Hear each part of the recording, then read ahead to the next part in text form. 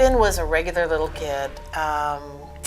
In December of his 4th year, he started getting these tummy aches. I got a lot of tummy aches, and I don't know how. And they decided it was cancer, and they took his parents in and gave Finn a 30% chance to survive. I woke up one day and realized the right side of my face couldn't move, and I had never heard of Bell's palsy. I started having massive pain every single time I ate. I mean, I would have 2 bites of any form of food and my entire digestive system would just go into like chaos. Watching Amber's decline in her health and stuff, there were 2 times that I really thought that I was going to lose her. I did everything they told me to do and nothing worked. I had a tumor in my stomach, and I spent my time in the hospital for like 5 months. The body's response to chemo is devastating. It's hard enough in adults, but to see a 4-year-old go through that kind of physical melee was just the most devastating feeling. Being a singer with Bell's palsy is about the worst thing. It was basically my worst nightmare come true. It really was. I consistently lost weight. I started at 127 and then I got down to 96 pounds. She didn't feel that she could go on, and she even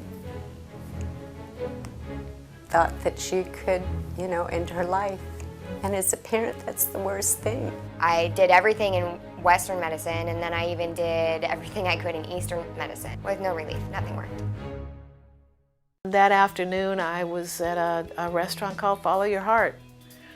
And I picked up a magazine and just arbitrarily opened it up to 2 pages, and it was the Reconective Healing Conference and Training that was taking place 2 days from now. I didn't know even what reconnective healing was. I didn't even care. I had gotten my hopes up so many times before that I couldn't even emotionally bring myself to even consider that I might get better just to be let down again.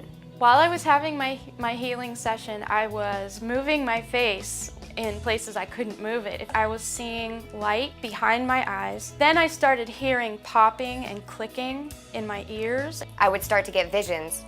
I would see like myself actually being healthy. I just all of a sudden just started to feel like I had more energy. Finn was kind of playing with his superhero figure and bouncing around the bed. And the whole time she was doing this, the whole time.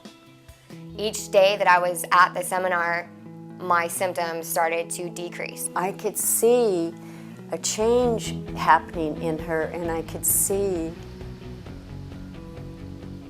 that there was life back in her eyes again. So Finn had his first session on Saturday, and Monday the tests came back.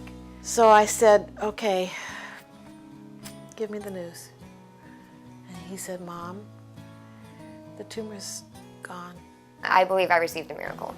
My healings was absolutely a miracle. I know for sure 100% that this stuff does work. Reconnective healing changed everything for the better in my life.